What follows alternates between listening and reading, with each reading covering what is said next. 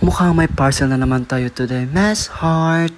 Mukhang araw-araw na lang may pinamimili si Madam. At talagang nauubusan na siya ng pera, Miss Heart. Grabe, ginawa na daw talaga ni Madam ang lahat-lahat ng pagtitipid. Pero ipeg pa din.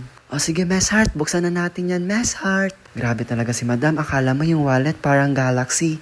Ang daming stars. Hindi nakababad sa neutralizer si Madam, kundi nakababad sa utang. Go, Madam! Ilaban mo yan. O sana wag ka na maging magastos, Madam. Parang awa mo na at nagtitipid si Miss Heart. So yun lang. Thank you, Miss Heart. Uy!